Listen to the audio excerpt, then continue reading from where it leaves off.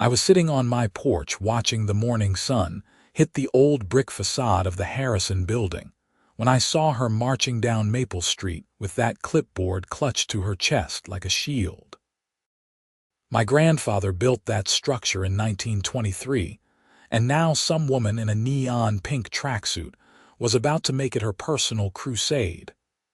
"Excuse me, are you the owner of this property?" she called out, not even bothering with a hello or good morning. Her bleached blonde hair was pulled back so tight it looked painful, and her voice had that particular shrill quality that made dogs in the neighborhood start barking. "I am," I said, setting down my coffee mug on the weathered wooden railing. "Lincoln Walsh, and you are?" "Patricia Henderson, president of the Riverside Gardens Homeowners Association. I've received multiple complaints about this building." She gestured dramatically at the Harrison building behind me like it was some kind of eyesore instead of a beautiful piece of architectural history. I lived in the converted apartment on the ground floor of what used to be my grandfather's general store. The building stood 3 stories tall, red brick with white trim around the windows, and a facade that still bore the faded painted letters advertising Harrison General Store and Postal Station from a century ago. It was gorgeous, and it was mine. "Complaints about what exactly?" I asked, standing up from my rocking chair. I was already getting a bad feeling about this conversation. Patricia flipped through the papers on her clipboard with aggressive efficiency. "Multiple code violations. The paint is peeling on the window frames. The signage is non-conforming. The brick needs repointing. The building exceeds the height restrictions for residential zones, and frankly, Mr. Walsh, it's bringing down property values in our community." I felt my jaw clench. Height restrictions. "Patricia, this building has been here for over 100 years. It was built when this area was still farmland. Your HOA didn't even exist until, 15 years ago?" 17 years, she corrected with a sniff. "And that doesn't matter. All properties within Riverside Gardens boundaries must conform to current HOA standards. I've already contacted code enforcement and they'll be conducting an inspection next week." "You did what?" I stepped down off the porch, and she actually took a small step backward. "I'm 6'3" and I've been told I can be intimidating when I'm angry. Right now, I was furious. "You contacted the city about my building without even talking to me first." "I don't need your permission to report code violations," Patricia said, recovering her composure and pulling herself up to her full height of maybe 5'4". "This is about maintaining community standards. This building is older than anyone living in this neighborhood," I said, forcing myself to keep my voice level. "It's protected under grandfathered property rights. You can't just decide it doesn't meet your standards. We'll see what code enforcement has to say about that." Patricia smiled, and it was not a friendly expression. "I expect you to be available for the inspection on Thursday at 10 in the morning. And Mr. Walsh, I'd start making plans for remediation. The board has already discussed options, including possible demolition if the violations are severe enough." She walked away before I could respond, her white tennis shoes squeaking on the sidewalk. I stood there in my front yard, hands balled into fists, trying to process what had just happened. Demolition of my grandfather's building, over my dead body. I pulled out my phone and called the one person I knew could help me navigate this mess. Rebecca Chen had been my friend since high school, and now she was one of the best real estate attorneys in Springfield, Missouri. If anyone could tell me where I stood legally, it was her. "Lincoln, hey, what's going on?" Rebecca answered on the third ring, sounding slightly out of breath. "I need your legal expertise. The HOA just threatened to have my building demolished." There was a pause. "The Harrison building." "Are you serious? That place is a historical landmark. Apparently, Patricia Henderson doesn't care about that. She's called code enforcement and says the building violates HOA standards. I walked back up onto the porch and picked up my now cold coffee. Can she actually do this? Okay, slow down. Start from the beginning and tell me everything she said.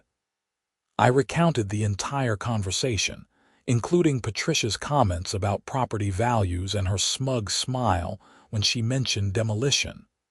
Rebecca listened without interrupting, and I could hear her typing notes on her computer. "All right," Rebecca said when I finished. "First thing, don't panic. If the building predates the HOA, which it obviously does by about 80 years, you have strong grandfathered property rights. But we need to be strategic about this. When's the inspection?" "Thursday at 10. I'll clear my calendar and meet you there. In the meantime, I need you to gather every piece of documentation you have about the building.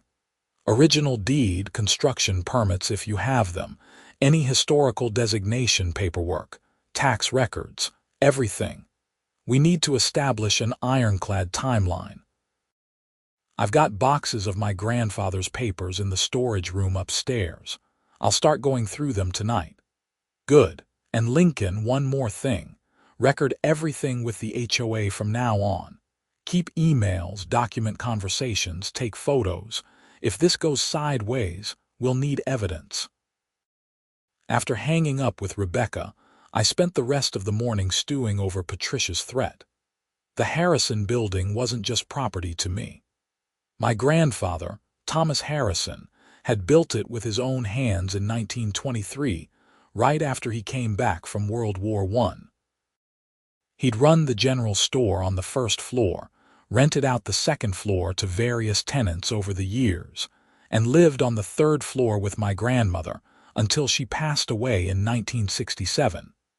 My father grew up in this building. I'd spent every summer here as a kid, helping my grandfather stock shelves and listening to his stories about the old days. When he died in 1998, he left the building to my father, who converted the ground floor into a residence and kept renting out the upper floors. When my father passed away 5 years ago, it became mine. It wasn't just bricks and mortar. It was family history, and I'd be damned if I let some power-hungry HOA president destroy it. That afternoon, I went upstairs to the storage room on the third floor. The current tenant, an elderly woman named Mrs. Kowalski, was out visiting her daughter, so I had the place to myself. The storage room was packed with boxes, old furniture, and decades of accumulated stuff. I found what I was looking for in the back corner: 3 large cardboard boxes labeled Thomas Harrison Business Records, in my father's handwriting. I hauled them downstairs to my apartment and started going through them at the kitchen table.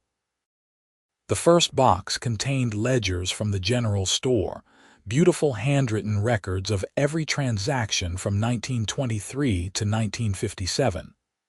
The second box had personal papers, letters, and photographs. But the third box was the gold mine. Inside, carefully preserved in a manila envelope, were the original building permits from 1923. The documents were yellowed with age but perfectly legible, showing that Thomas Harrison had received full approval from Greene County to construct a 3-story mixed-use building at this address. There was also the original deed to the property, dated June 15, 1922, and a letter from the Springfield Planning Commission congratulating my grandfather on his new business venture. Even better, I found a certificate from the Springfield Historical Society, dated 1988, designating the Harrison Building as a structure of historical significance for its well-preserved example of early 20th century commercial architecture. I'd completely forgotten about that designation, but it could be crucial now. I spread all the documents out on my table and took photos of each one, uploading them to a cloud storage folder and texting the link to Rebecca. Within minutes, My phone rang. "Lincoln, this is perfect," Rebecca said, excitement clear in her voice. "The historical designation alone should protect you, but combined with everything else, you've got an airtight case. That building is absolutely grandfathered in under every possible legal protection. So Patricia can't force me to change anything. Not without a fight, she'll lose badly. HOA rules can't supersede pre-existing grandfathered properties, and they definitely can't override historical preservation designations. If she pushes this, she's going to end up costing her HOA a lot of money in legal fees." I felt tension I didn't know I'd been carrying drain from my shoulders. Thank God. I was starting to worry I'd actually have to fight the city over this. Well, don't celebrate yet. We still need to get through this inspection. Code enforcement officers don't always understand the nuances of grandfathered properties, and if Patricia has been feeding them misinformation, they might show up with preconceived notions. We need to educate them immediately. What should I do between now and Thursday? Make copies of everything. I'll prepare a legal brief outlining your rights and the building's protected status, and maybe do a walkthrough of the property, just to make sure there aren't any actual safety issues that need addressing. Grandfathered status protects you from having to meet new codes, but it doesn't exempt you from maintaining basic safety standards. That was a good point. I spent the next 2 days going through the building top to bottom. The structure was solid as the day it was built, the brick in excellent condition despite Patricia's claims about repointing. The window frames did need some paint, but that was cosmetic, not structural. I checked the electrical systems my father had updated in 2010, the plumbing that had been modernized in the 90s, and the roof that I'd replaced just 3 years ago. Everything was in good shape. Wednesday evening, Mrs. Kowalski stopped by my apartment with a casserole and a concerned expression on her wrinkled face. "Lincoln, dear, that horrible woman from the HOA was here today, taking pictures of the building," she said, handing me the dish. She was out front with some man in a suit, pointing at things and writing on that clipboard of hers. "What was she pointing at?" I asked, already feeling my blood pressure rising. "The old store sign, mostly, and the brickwork, and your porch." She kept saying everything was unacceptable and substandard. The man with her looked uncomfortable, kept trying to tell her something, but she just talked right over him. I thanked Mrs. Kowalski for the casserole and the information, then immediately texted Rebecca about Patricia's scouting mission. She responded within minutes. "Even better for us. She's clearly trying to build a case, which means she's taking this seriously. We'll be ready." Thursday morning arrived with unseasonably warm weather for March in Missouri. I was up at 6, too anxious to sleep, and spent the extra time making sure every document was organized in a professional folder. Rebecca arrived at 9:30, looking sharp in a navy suit and carrying a leather briefcase. "Ready?" she asked, giving me a reassuring smile, "as I'll ever be. Remember, stay calm, be polite, and let me do most of the talking." Code enforcement officers respond better to lawyers who know the terminology. At exactly 10 o'clock, a white truck with Springfield Code Enforcement printed on the side pulled up to the curb. A tired-looking man in his 50s climbed out, carrying a tablet and wearing a city employee badge. Right behind him, Patricia Henderson emerged from a silver SUV parked across the street. "Mr. Walsh," the code enforcement officer called out. "I'm Dale Morrison, here for the scheduled inspection." "That's me. This is my attorney, Rebecca Chen." Dale's eyebrows went up slightly at the mention of an attorney, but he nodded politely and shook both our hands. Patricia inserted herself into the group, clipboard at the ready. "I'm the one who filed the complaint," she announced. As HOA president, I feel it's important that I be present to ensure all violations are properly documented. Dale looked like he wanted to be anywhere else. Mrs. Henderson, while I appreciate your civic involvement, this is an official city inspection. I'll need to conduct it according to standard procedures. Of course, Patricia said, but she made no move to leave. Rebecca stepped forward, all business. Officer Morrison, before we begin, I'd like to present you with some documentation regarding this property. She pulled a bound document from her briefcase and handed it to him. This is a legal brief outlining the Harrison Building's grandfathered status and historical designation. The property was constructed in 1923, decades before any current zoning codes or HOA regulations existed in this area. Dale took the document and started flipping through it, his expression growing more interested. 1923. Is that documented? Extensively, I said, producing my own folder. Original building permits, deed, historical society designation, and a complete chain of ownership from my grandfather to me. Patricia's confident expression started to crack. That doesn't matter. Current codes require all buildings to meet modern standards, regardless of age. Actually, Mrs. Henderson, that's not correct, Dale said, still reading through Rebecca's brief. Grandfathered properties are protected under Missouri state law. If a structure predates the regulations in question, it's generally exempt from having to comply with newer codes unless there's a safety issue. There are safety issues, Patricia insisted. The building is too tall for a residential zone. The signage is non-conforming. The facade is deteriorating. May I? Rebecca asked Dale, gesturing to the building. If you conduct your inspection, I believe you'll find the structure is in excellent condition with no legitimate safety concerns. Dale nodded, and we all proceeded with what turned out to be the most thorough inspection I'd ever experienced. Dale checked everything: the foundation, the roof, the electrical panel, the plumbing, the fire alarms, the structural integrity of each floor. Patricia followed along, constantly trying to point out supposed violations that Dale patiently explained weren't violations at all. The paint is peeling there, Patricia would say, pointing at a window frame. Cosmetic issue, not a code violation, Dale would respond. The brick is crumbling. I see normal weathering consistent with a century-old structure. The integrity is sound. The building exceeds height restrictions. Grandfathered. Next. After 2 hours, we all reconvened on my front porch.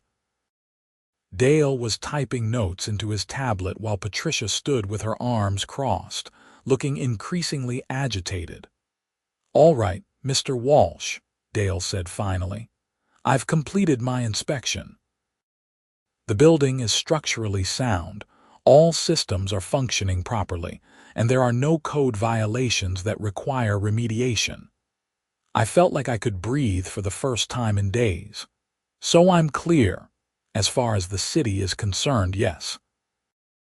Your property is grandfathered under pre-existing use rights, and the historical designation provides additional protection. You're not required to meet current zoning codes for building height, setback, or use. The cosmetic issues Mrs.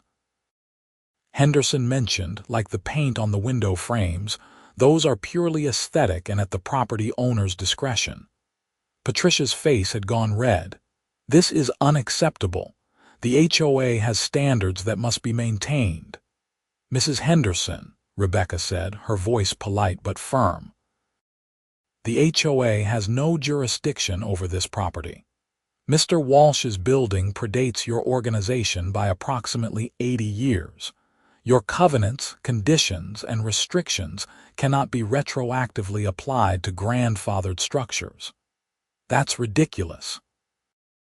Everyone in Riverside Gardens has to follow the same rules.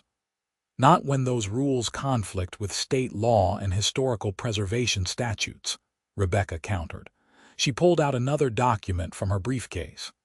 "I've prepared a cease and desist letter for you, Mrs. Henderson.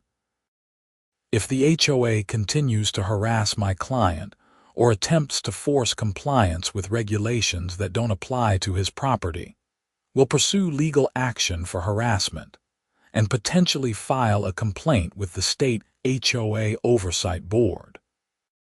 Patricia snatched the letter from Rebecca's hand, her eyes scanning it furiously. "You can't threaten me. I'm protecting property values." "Actually, madam, she can," Dale interjected. He looked sympathetic but firm.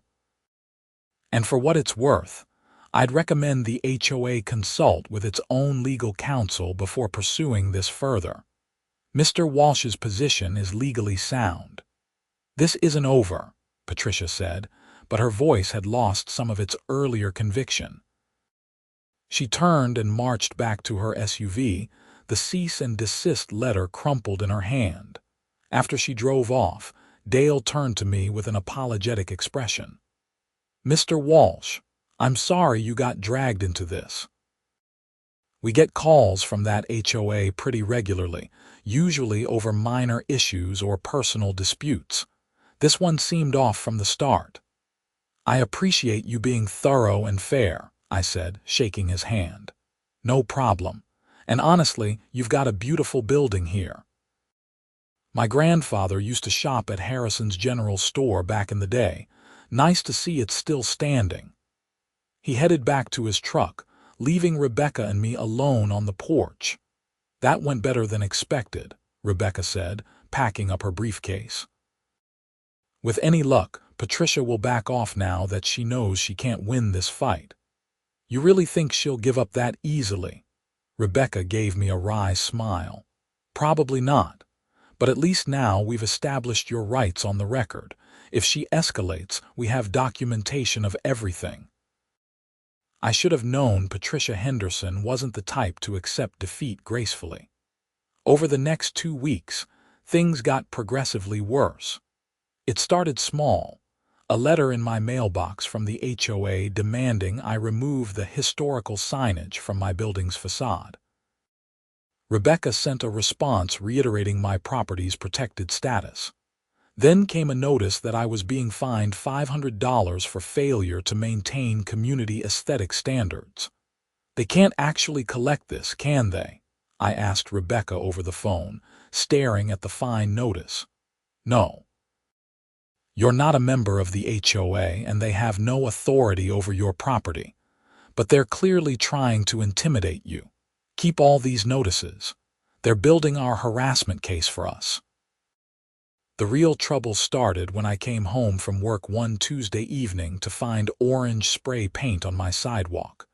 Someone had marked large X's and written "demo" in letters 3 feet high. My heart sank. I called Rebecca immediately.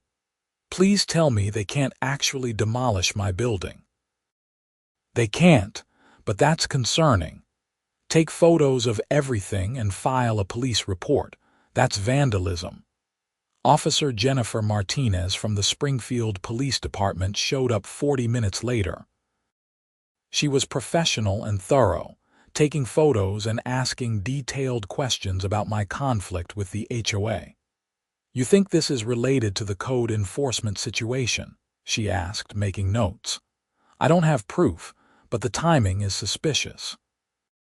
I've had trouble with the HOA president, Patricia Henderson, ever since she tried to force me to change the building." Officer Martinez nodded. "I'm familiar with that HOA. We've had other complaints from that neighborhood. I'll include this in my report, and we'll drive by more frequently. If you see anything suspicious or if there's any more vandalism, call us right away." The spray paint came off with some effort and a power washer, but the message was clear. Patricia wasn't backing down. I started to wonder if I was in over my head. That Friday night, I was working late in my home office when I heard voices outside.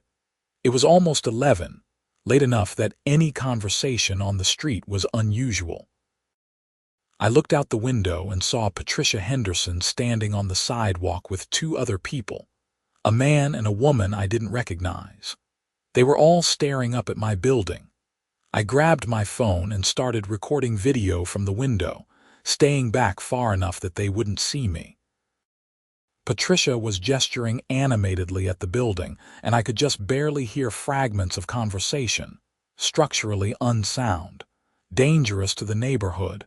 Get the city to declare it condemned. My blood ran cold. She was planning something.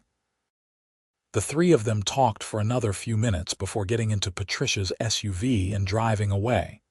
I immediately sent the video to Rebecca. Her response came through at 7 the next morning. "Call me when you wake up. This is serious." When I got her on the phone, Rebecca sounded more concerned than I'd ever heard her. "Lincoln, if Patricia is talking about getting the building condemned, she might be planning to manufacture evidence of structural problems. You need to do two things immediately. First, hire a licensed structural engineer to inspect the building and provide a written report certifying its soundness. Second, install security cameras around the property. If someone tries to damage the building to make it look unsafe, we need evidence." "You think she'd actually sabotage my building?" "I think she's escalating, and we need to be prepared for anything. I'm also going to file a motion for a temporary restraining order to keep her away from your property. This is harassment at this point, and it needs to stop." I spent that weekend installing a security camera system with 4 cameras covering all sides of the building. The cameras fed to my phone and recorded to cloud storage continuously. I also called a structural engineer named Dr. Raymond Tucker, who agreed to come out Monday morning for an emergency inspection. Dr. Tucker was a silver-haired man in his 60s who had been certifying building safety for over 30 years. He spent 6 hours going over every inch of the Harrison building with equipment I didn't even know existed. He measured foundation settlement, tested the mortar between bricks, examined the roof trusses, and evaluated every structural component. "Mr. Walsh," he said when he finished, "I've inspected a lot of buildings in my career, and this is one of the sturdiest old structures I've seen. Your grandfather built this to last. The foundation is solid, the brick is in excellent condition, and the modifications your father made to the interior were done properly and up to code for when they were completed. There's absolutely nothing wrong with this building structurally. Can you put that in writing? I'll have a full report to you by tomorrow afternoon, certified and notarized. Anyone who claims this building is unsafe is either incompetent or lying." The report arrived as promised.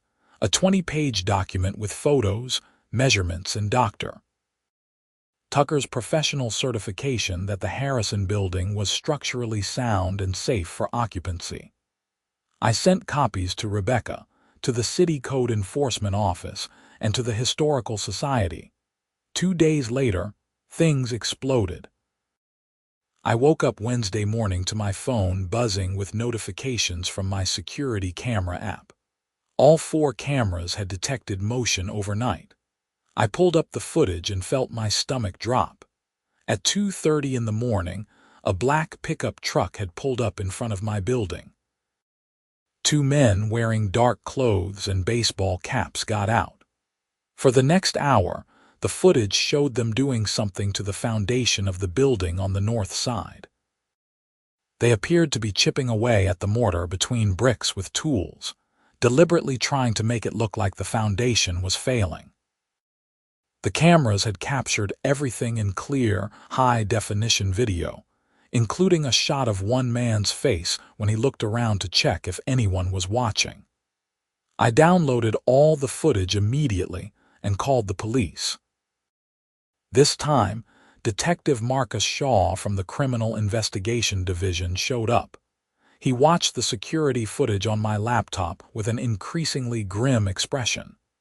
"That's deliberate vandalism and potentially criminal mischief," he said. "Can you email me this footage?" I'm going to need to open an official investigation. Do you recognize either of these men? I asked. Not off the top of my head, but we'll run facial recognition and see if we get any hits. You mentioned you've been having trouble with your HOA. I explained the entire situation, showing Detective Shaw all the documentation. The initial code enforcement complaint, the fine notices, the spray paint incident, and the video of Patricia talking about getting the building condemned. This is looking like a pattern of harassment that's now escalated to property damage, Detective Shaw said, making extensive notes. I'm going to need to speak with this Patricia Henderson. Do you have contact information for her? I provided Patricia's phone number and address, along with the HOA's office information. Detective Shaw assured me they'd be following up immediately and asked me to have a contractor document and photograph the damage to the building before making any repairs. The contractor I hired, a brick mason named Gary who had worked on historical buildings around Springfield for decades, arrived that afternoon. He examined the damaged area, took extensive photos, and gave me a written estimate. Whoever did this knew just enough to be dangerous, Gary said, pointing out where the mortar had been chipped away. They were trying to make it look like foundation failure, but they did it wrong. Real foundation problems don't look like this. This is obviously intentional damage. I guess it'll run about $800 to repair it properly.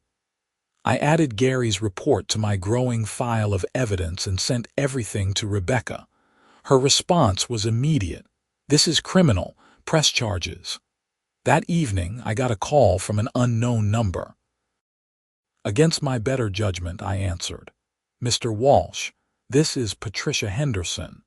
Her voice was tight and angry. The police came to my house today asking ridiculous questions about vandalism. I don't know what kind of stunt you're trying to pull, but I won't stand for these false accusations. Patricia, I have security footage of 2 men damaging my building at 2:30 in the morning. I didn't accuse you of anything, but the police are investigating because this is part of an ongoing harassment pattern. I have no idea what you're talking about. And I resent the implication that the HOA would be involved in anything illegal. We're simply trying to maintain property standards. By vandalizing my building, by trying to manufacture evidence that it's unsafe. There was a long pause. I think you need to be very careful about making accusations you can't prove, Mr. Walsh. You might find yourself facing legal consequences.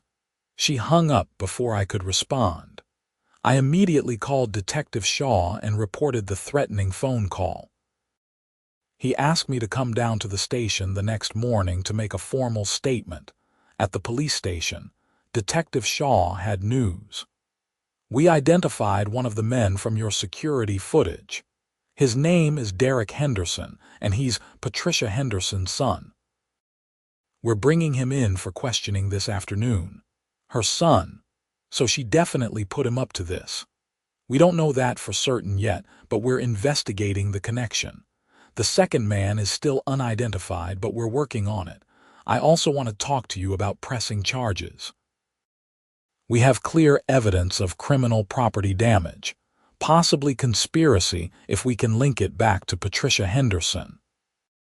I spent 2 hours at the police station going through everything that had happened, making an official statement, and formally pressing charges for the vandalism and property damage.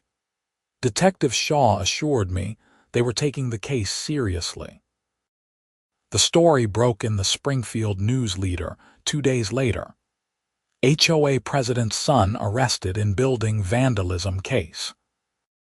The article outlined the basic facts, that Derek Henderson had been arrested and charged with second-degree property damage after being identified on security camera footage, deliberately damaging a historic building. The article mentioned the ongoing dispute between the HOA and the building's owner, but didn't go into extensive detail. My phone started ringing immediately. Other homeowners from Riverside Gardens called to tell me their own horror stories about Patricia and the HOA. An elderly couple, Frank and Dorothy Simmons, had been fined repeatedly for having the wrong color mailbox. A single mother named Jennifer had been threatened with legal action because her children's swing set didn't meet HOA aesthetic standards. A retired teacher named George had been in a 2-year battle over a tree in his yard that the HOA wanted removed. "We're all terrified of her," Dorothy told me over the phone. "Patricia rules that HOA like a dictator. Anyone who speaks up gets targeted with fines and complaints. Most people just pay the money and do what she says because it's easier than fighting." "Have you all considered voting her out?" I asked. "We've tried. She controls the proxy votes and manipulates the elections. Last year, someone ran against her for president, and suddenly they were being fined for all sorts of violations. They ended up moving out of the neighborhood entirely." I shared all of this information with Rebecca and Detective Shaw. A pattern was emerging of systematic harassment and abuse of power. This was bigger than just my building. A week after Derek Henderson's arrest, Detective Shaw called me with an update. "We found the second man from your security footage. His name is Troy Mitchell, and he's a contractor who does work for the HOA. More importantly, we got Derek Henderson to talk. He claims his mother paid him and Mitchell $500 each to damage your building. He says she wanted to make it look like the structure was failing so she could force the city to condemn it." "That's conspiracy," I said, feeling a mix of vindication and disbelief that Patricia had actually gone this far. "Yes, it is. We're preparing to arrest Patricia Henderson on charges of conspiracy to commit property damage and potentially filing false reports. If we can prove she was planning to report your building as unsafe. I wanted to give you a heads up, because once this becomes public, things are probably going to get complicated." Complicated was an understatement. Patricia Henderson was arrested on a Tuesday morning, handcuffed in front of her house while neighbors watched. The Springfield News Leader ran another article with the headline, "HOA President Arrested in Conspiracy Case." This time, the article included quotes from other Riverside Gardens homeowners about the pattern of harassment and abuse. The HOA board held an emergency meeting that evening. According to several homeowners who attended, it was chaos.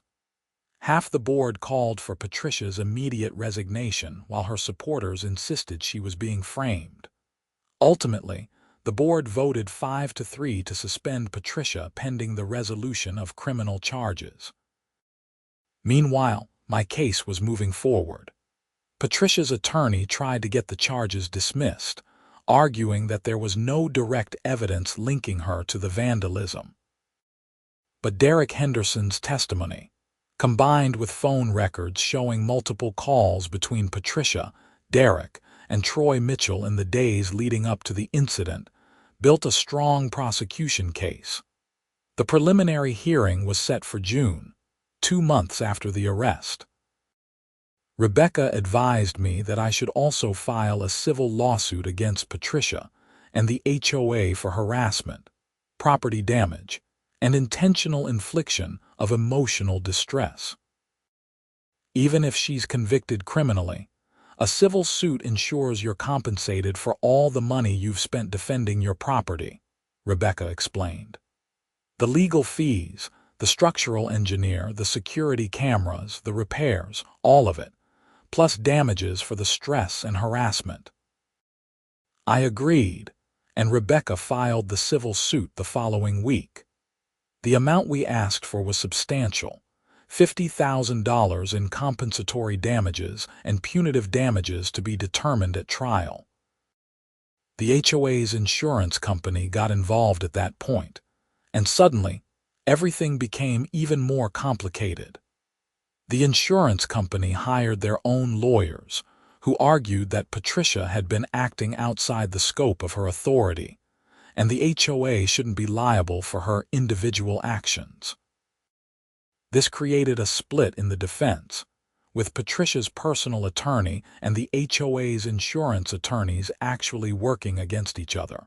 Through all of this, I tried to maintain some semblance of normal life.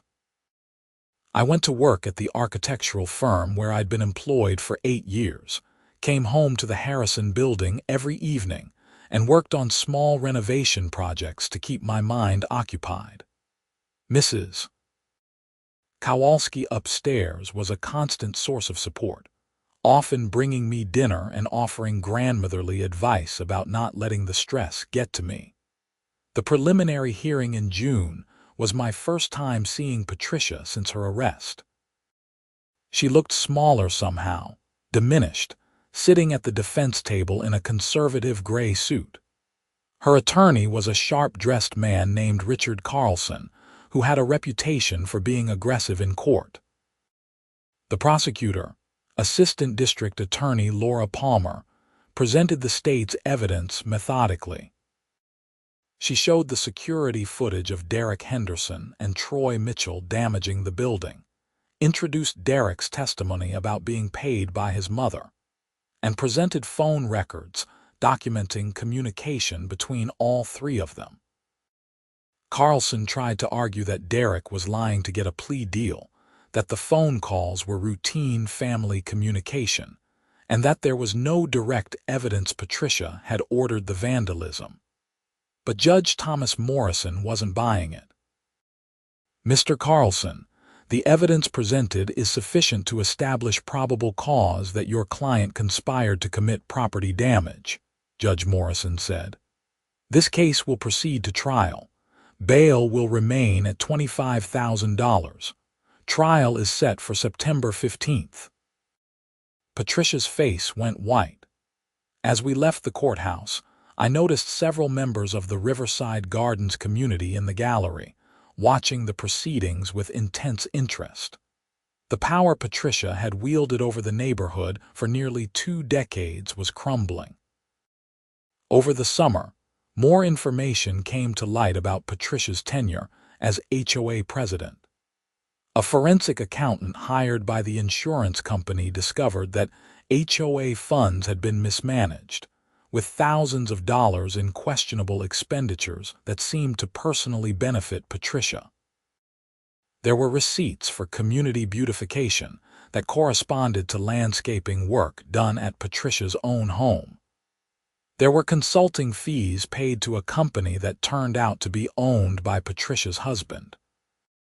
The HOA board, now operating under new leadership after Patricia's suspension, was appalled. They hired their own attorney to investigate, and within weeks, additional criminal charges were filed against Patricia for misappropriation of HOA funds. "She really dug herself a deep hole," Rebecca told me over coffee one afternoon in July. "If she'd just left your building alone, none of this would have come to light, but her obsession with taking you down exposed everything." The civil case was set to go to trial in October, after the criminal trial. Rebecca was confident we'd win, especially once Patricia was convicted criminally.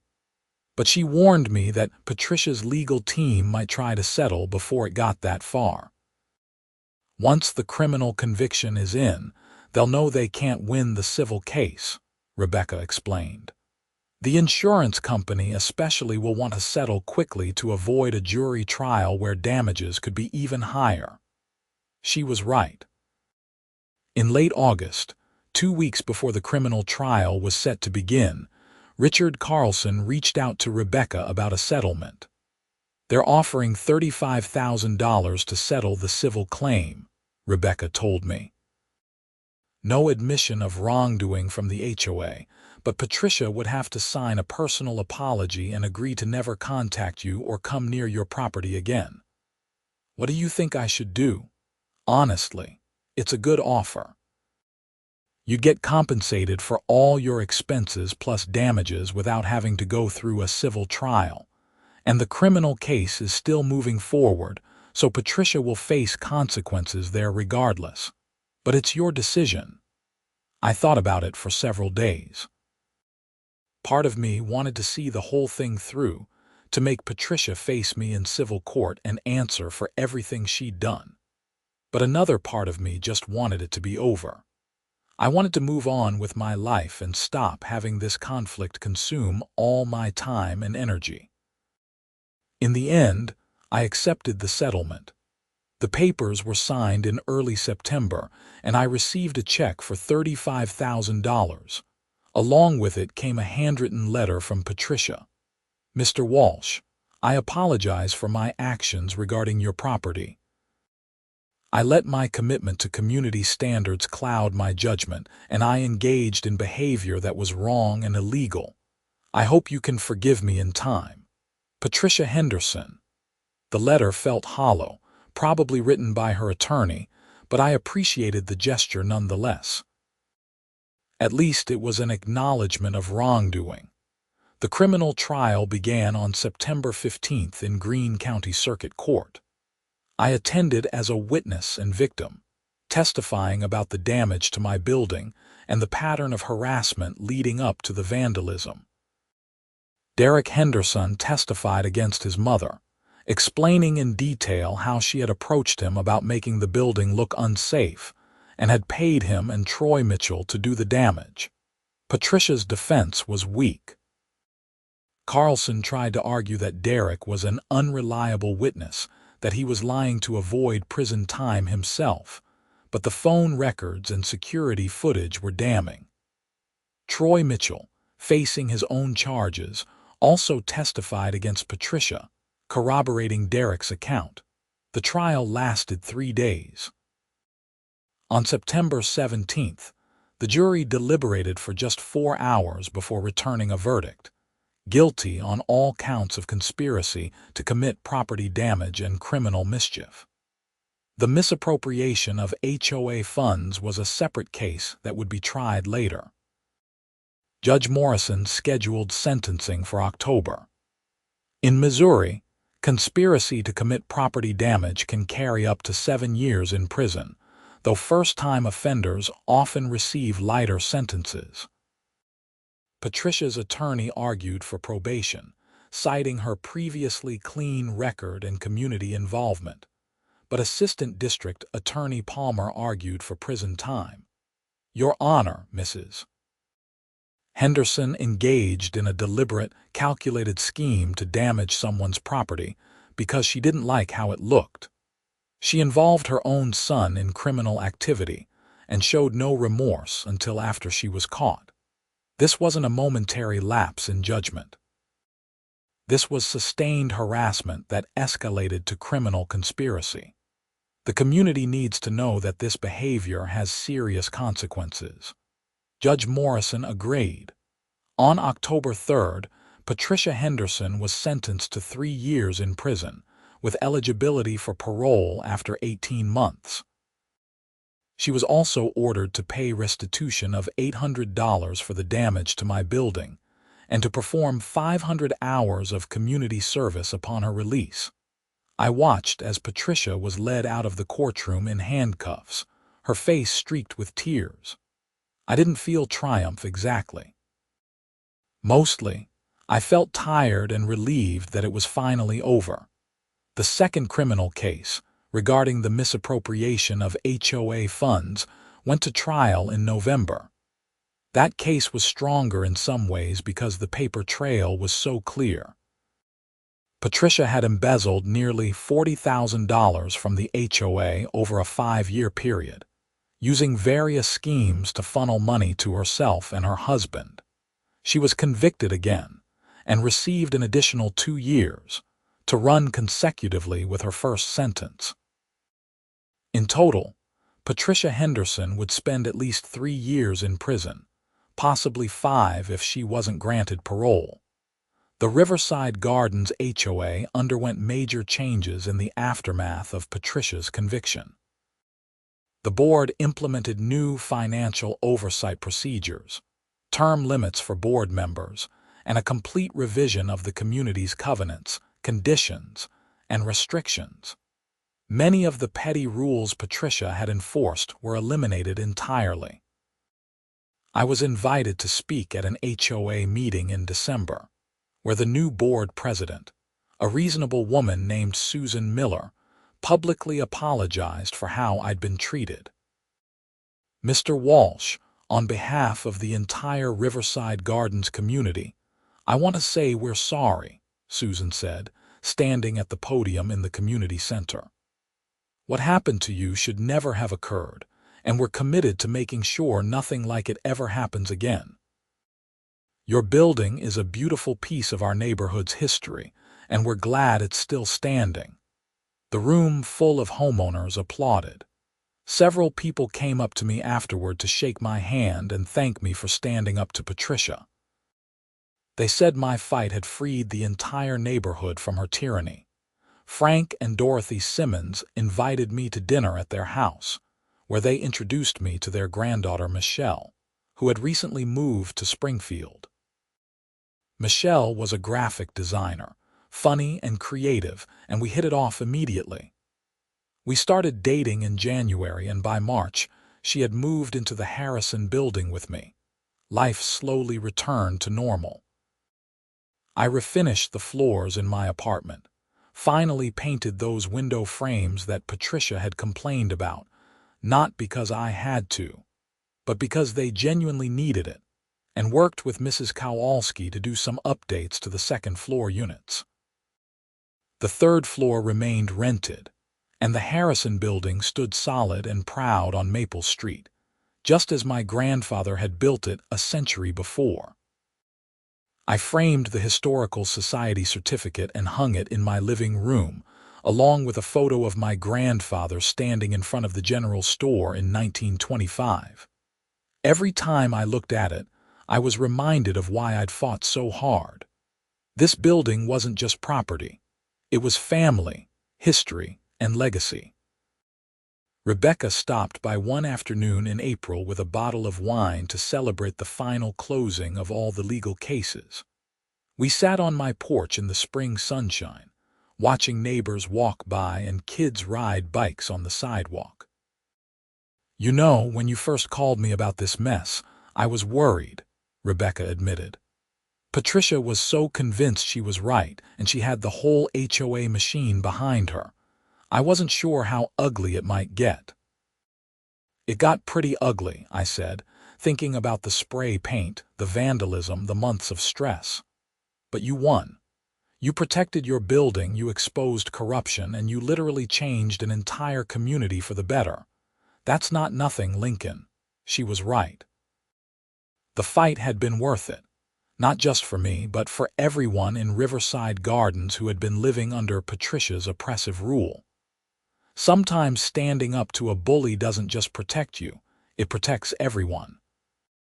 Michelle came out onto the porch with a tray of snacks, settling into the chair next to me and taking my hand.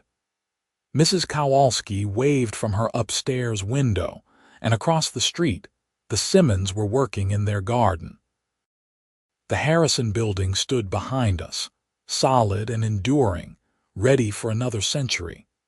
That evening, after Rebecca left and Michelle went inside to start dinner, I stayed on the porch for a while, thinking about everything that had happened. It had been a year since Patricia first appeared on my sidewalk with her clipboard, starting a chain of events that changed my life. I'd learned a lot in that year. I'd learned about grandfathered property rights and historical preservation laws. I'd learned about HOA corruption and the importance of community oversight. I'd learned that sometimes the right thing to do is the hard thing, and that standing up for principle matters. But mostly, I'd learned the value of what my grandfather built. Not just the physical structure of brick and mortar, but the idea that some things are worth preserving. That history matters. That we have a responsibility to protect what came before us for those who come after. The Harrison Building had survived the Great Depression, World War II, countless storms, economic ups and downs, and nearly a century of change. It had survived my grandfather's death, my father's death, and the transition to a new generation of ownership. And now, it had survived Patricia Henderson and the HOA. I sat there on the porch as the sun set behind the buildings across the street, casting long shadows on the brick facade. The old painted letters advertising the general store were barely visible now, faded by 100 years of weather, but they were still there, still announcing to anyone who looked closely that this place had history, had meaning, had survived. Michelle called me in for dinner, and I took one last look at the building before going inside. My grandfather's building, my father's building, my building now, and someday, maybe my children's building. A century-old testament to the idea that some things are worth fighting for, worth protecting, worth preserving. The legal battles were over. Patricia was in prison. The HOA had reformed. And the Harrison Building stood tall on Maple Street, grandfathered in and protected by law, by history, and by the determination of 3 generations of the Walsh family, who refused to let anyone tear down what Thomas Harrison built with his own hands in 1923. Inside my apartment, Michelle had set the table and lit candles. We ate dinner and talked about our plans for the future, about the renovations we wanted to do, about maybe opening a small coffee shop on the ground floor that would honor the building's history as a community gathering place. Later that night, lying in bed, I could hear the old building settling around me, the familiar creaks and groans of a century-old structure. Some people might find those sounds unsettling, but to me, they were comforting. They were the sound of history, of permanence, of home. I thought about Patricia, sitting in a prison cell, and wondered if she regretted her choices. Did she understand now that her obsession with control and conformity had destroyed her life? Did she realize that her attempt to tear down one old building had exposed all her crimes and brought down her entire corrupt regime? Probably not. People like Patricia rarely see themselves as the villains of their own stories. In her mind, she was probably still the victim, still the one who was right, still the defender of property values and community standards. But it didn't matter anymore what Patricia thought or felt. She'd been held accountable. Justice had been served. And the Harrison Building remained, a physical reminder that not everything old needs to be torn down, not everything different needs to conform, and not every bully gets their way. I fell asleep that night feeling more at peace than I had in over a year, secure in the knowledge that I'd done the right thing, that I'd honored my family's legacy, and that sometimes, when you stand up for what's right, you actually win. The months that followed were refreshingly normal. Michelle and I worked on small improvement projects around the building. We painted the interior hallways, updated the landscaping, and even commissioned a local artist to create a historical plaque that we mounted near the front door, telling the story of Harrison's General Store and its century of service to the community. The Springfield Historical Society featured the Harrison Building in their summer walking tour, and dozens of people came by to see it and hear its story. Many of them were surprised to learn about the legal battle that had almost resulted in its destruction. The story of standing up to the HOA became something of a local legend, inspiring other people in other neighborhoods to push back against overreaching community associations.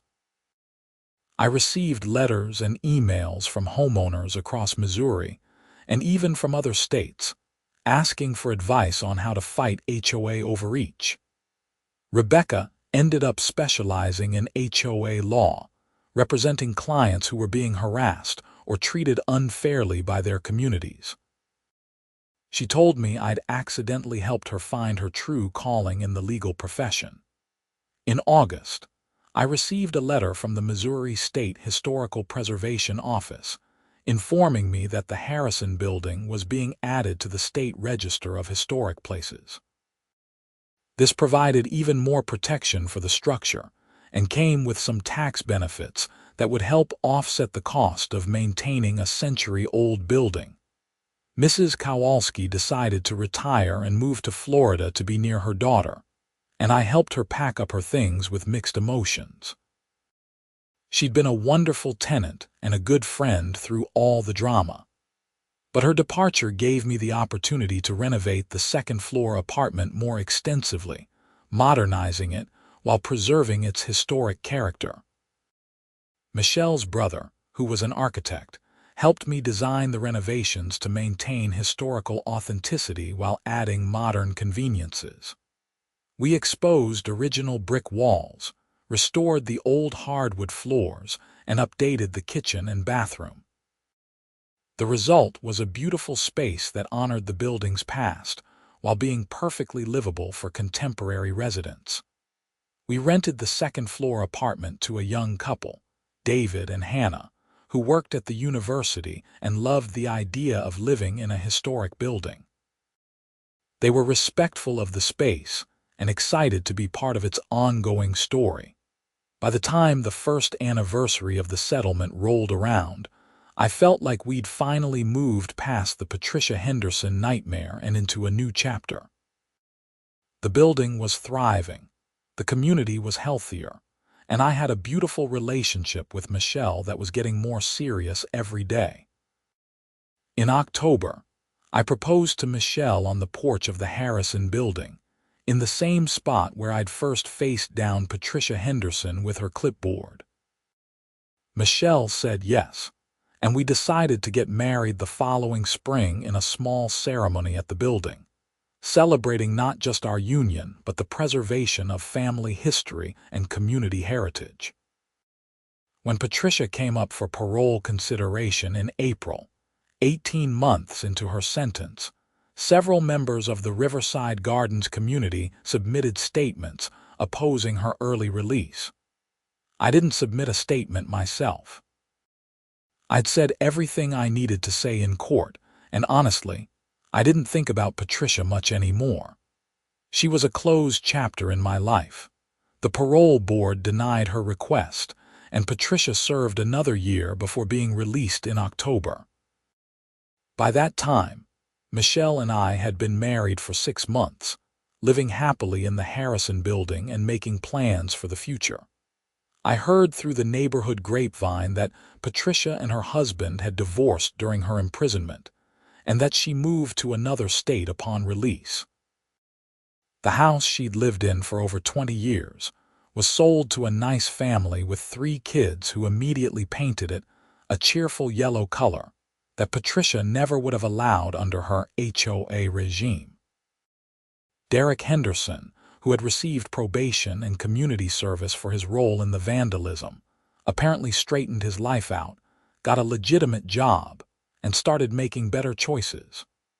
Troy Mitchell served 6 months in county jail and moved out of the area after his release. The Riverside Gardens HOA, under new leadership, became a model for how community associations should operate. They focused on actual community building rather than enforcement, organized neighborhood events, and generally made the area a more pleasant place to live. Property values actually increased after Patricia's departure, proving that her draconian enforcement had never been necessary. As for the Harrison Building, it continued to stand proud on Maple Street, a testament to quality craftsmanship and the importance of preserving history. We held our wedding reception on the sidewalk in front of the building, with 100 guests celebrating under string lights and beneath the faded painted letters advertising the general store.